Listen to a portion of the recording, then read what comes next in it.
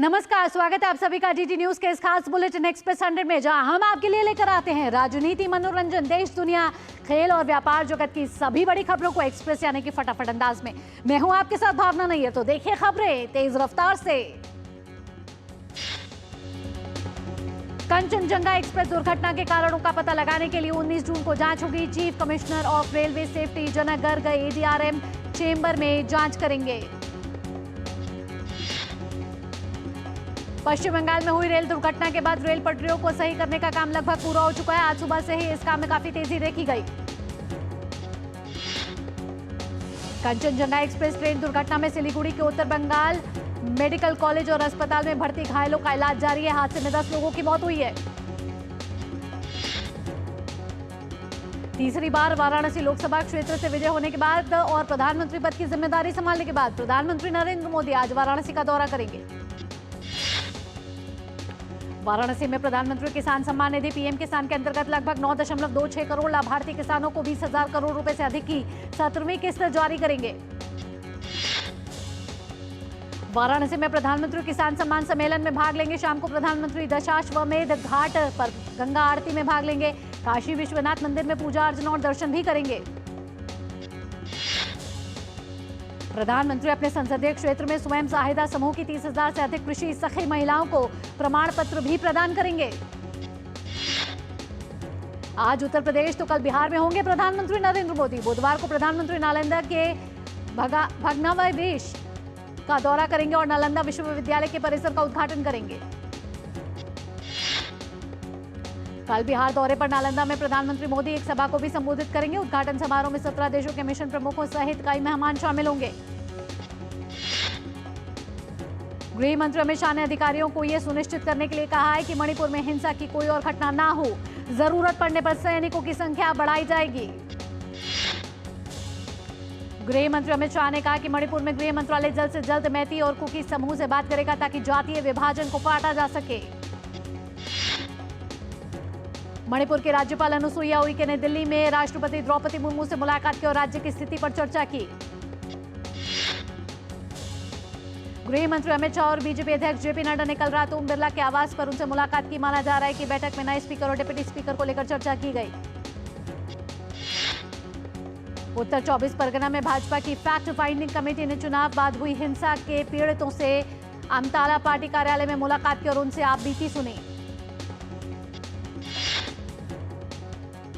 बंगाल में चुनाव के बाद हुई हिंसा के बारे में रिपोर्ट तैयार करने के लिए बीजेपी की सेंट्रल टीम प्रभावित इलाकों के दौरे पर है।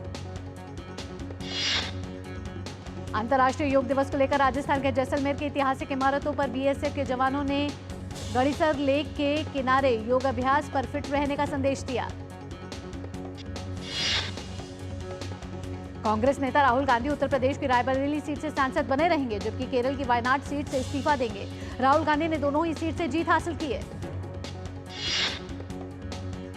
प्रियंका गांधी को कांग्रेस पार्टी ने वायनाड लोकसभा सीट पर उपचुनाव के लिए उम्मीदवार घोषित किया है। प्रियंका पहली बार कोई चुनाव लड़ेंगी।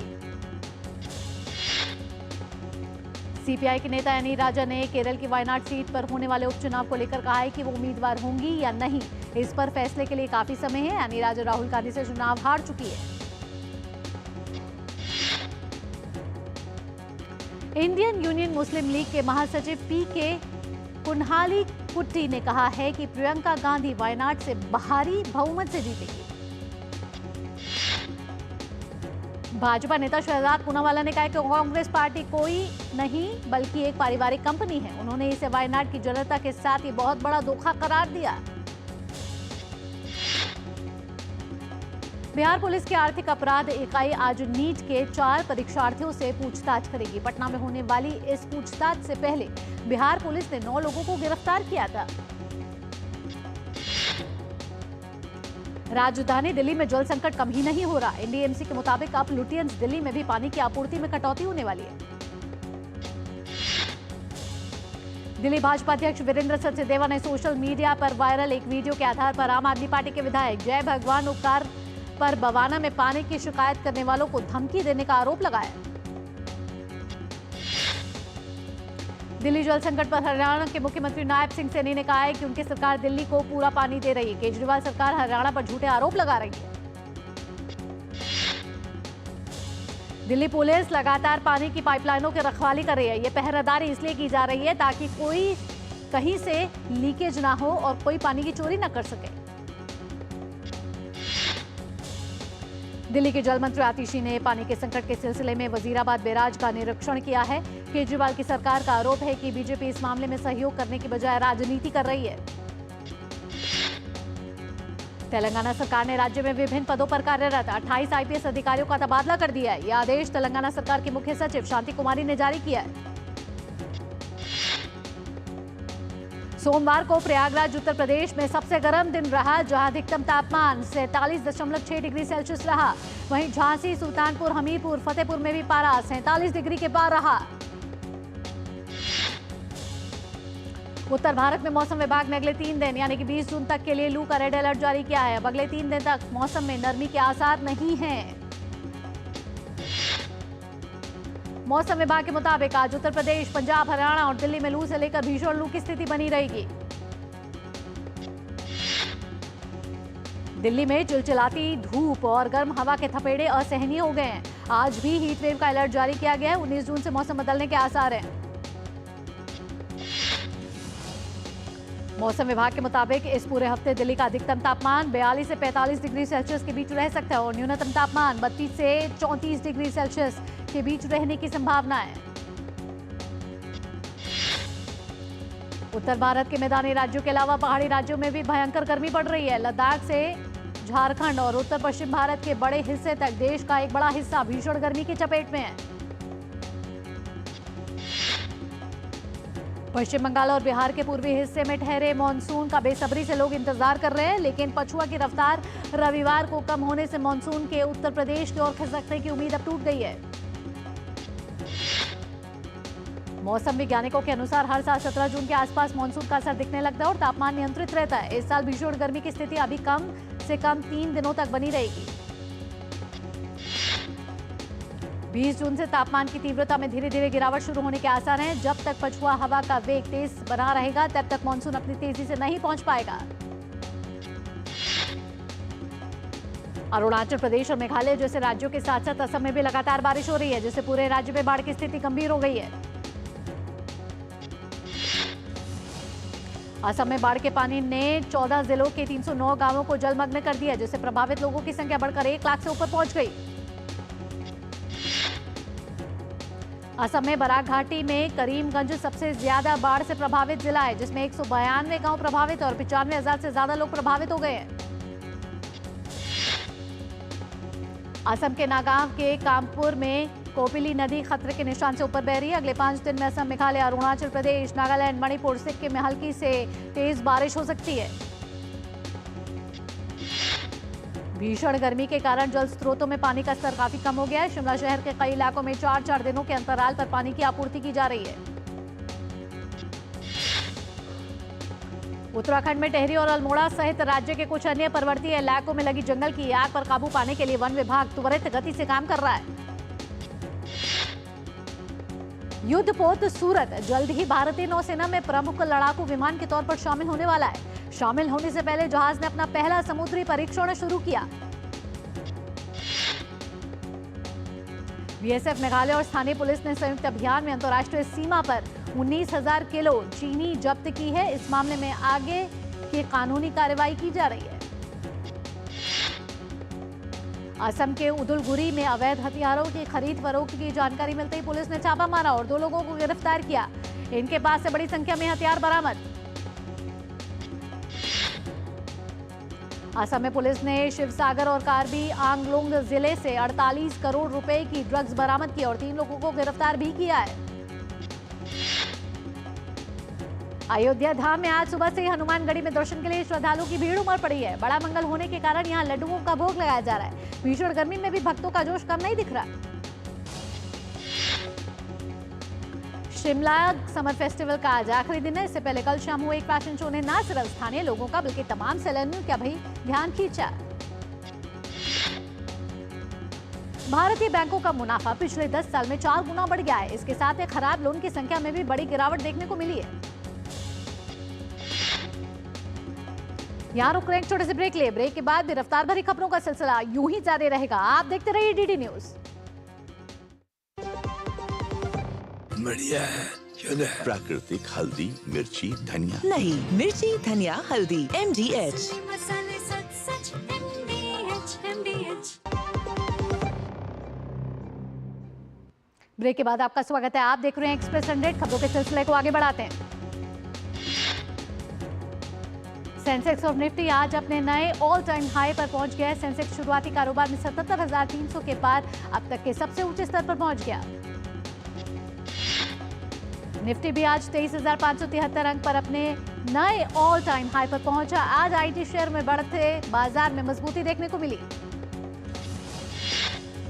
Global rating agency Fitch ratings ने वित्त वर्ष 2025 के लिए भारत की जीडीपी ग्रोथ का अनुमान पहले 7.2% कर दिया है। कोयला मंत्रालय वित्त वर्ष 2026 तक सूखे ईंधन के आयात को शून्य करने का प्रयास करेगा। इसके लिए मंत्रालय चालू वित्त वर्ष में 20 नई खदानों का संचालन करेगा।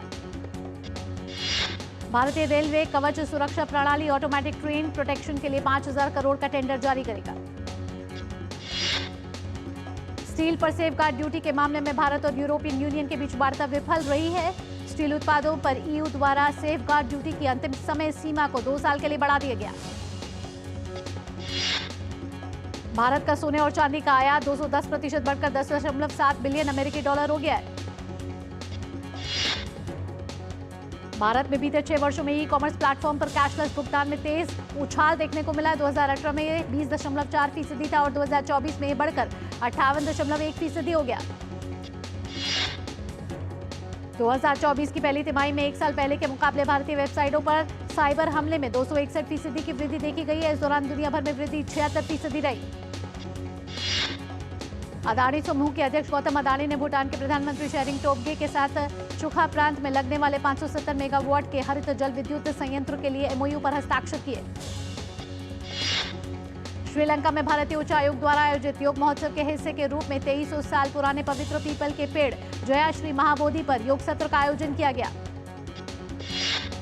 नाटो महासचिव जेंस स्टोल्टनबर्ग ने कहा है कि 20 से अधिक नाटो सदस्य इस वर्ष सकल घरेलू उत्पाद का 2% रक्षा को आवंटित करेंगे।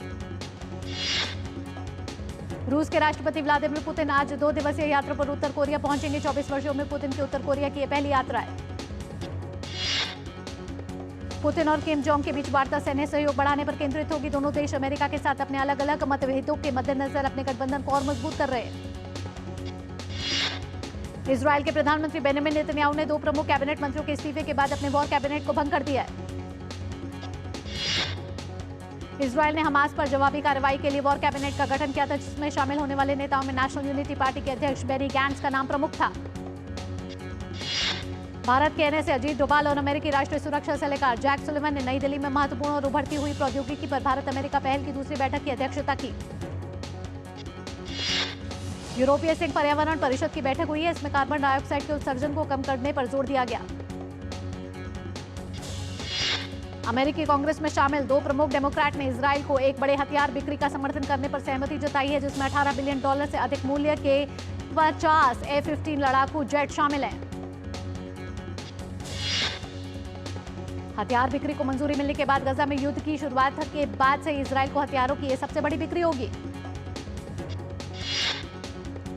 अखिल भारतीय फुटबॉल महासंघ ने 2026 फीफा विश्व कप क्वालिफायर में भारतीय सीनियर पुरुष टीम के निराशाजनक प्रदर्शन के बाद मुख्य कोच इगोर स्टिमेक को बर्खास्त कर दिया। कतर के खिलाफ दूसरे दौर के अंतिम मैच में 1-2 से हार के बाद भारत विश्व कप क्वालिफायर के तीसरे दौर में जगह नहीं बना सका। यूरो कप में स्लोवाकिया ने विश्व की नंबर 3 टीम बेल्जियम को 1-0 से हराकर सभी को चौंका दिया। यूरो कप की प्रबल दावेदार फ्रांस ने ग्रुप डी ने ऑस्ट्रेलिया को 1-0 से शिकस्त देने में सफलता पाई। रोमानिया ने यूरोपीय फुटबॉल चैंपियनशिप में 24 साल में अपनी पहली जीत दर्ज करते हुए यूक्रेन को 3-0 से हराया।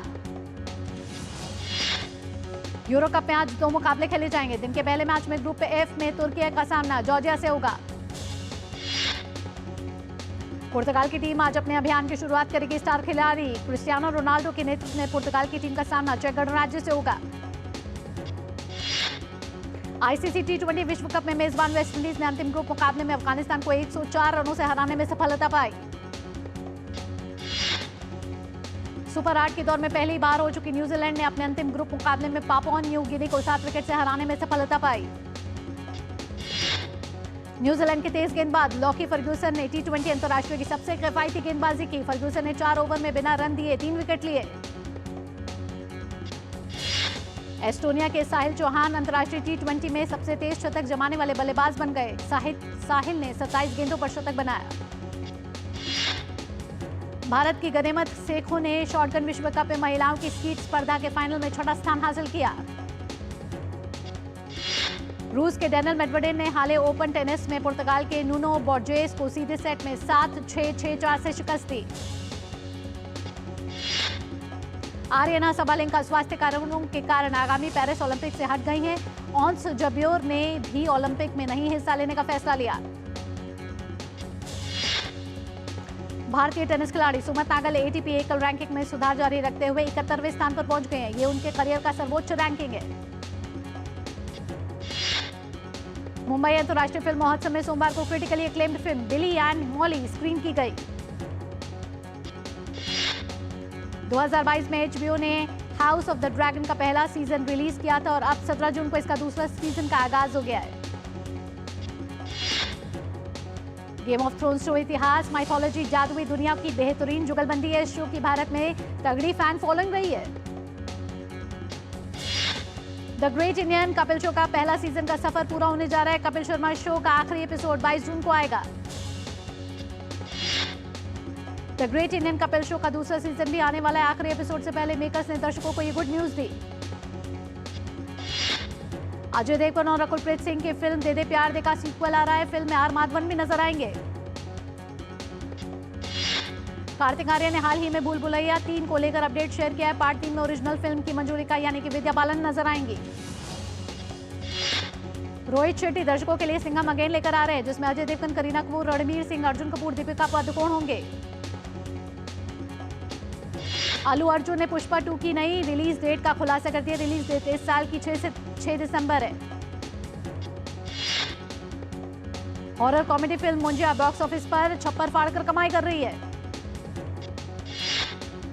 अगले साल रिलीज होगी अक्षय की वेलकम 3। इस साल के आखिर में आमिर खान की फिल्म सितारे ज़मीं पर होगी रिलीज। अनुराग कश्यप ने फिल्म के बजट को लेकर की सलमान, शाहरुख और आमिर की तारीफ। कहा ये तीनों अपनी फीस कभी नहीं लेते, वो हर फिल्म का बैकएंड लेते हैं। ईद उल अजहा पर सलमान खान के घर के बाहर प्रशंसकों की भारी भीड़ देखने को मिली। अभिनेता ने भी उन्हें निराश न करते हुए हमेशा की तरह बालकनी में आकर उनसे मुलाकात की और कहा ईद मुबारक। बॉलीवुड एक्टर आयुष्मान खुराना की पत्नी ताहिरा कश्यप इन दिनों अपनी upcoming comedy film Sharma ji की बेटी के जरिए पहली बार निर्देशन में की दुनिया में कदम रख रही हैं। और अभिनेत्री एंजेलिना जोली की the outsiders a new musical के निर्माण के लिए जीता उन्होंने पहला टोनी पुरस्कार। एक्सप्रेस न्यूज में फिलहाल इतना ही। डीडी न्यूज पर खबरों का सिलसिला यूं ही जारी रहेगा, क्योंकि डीडी न्यूज ही है भरोसा सच का। नमस्कार।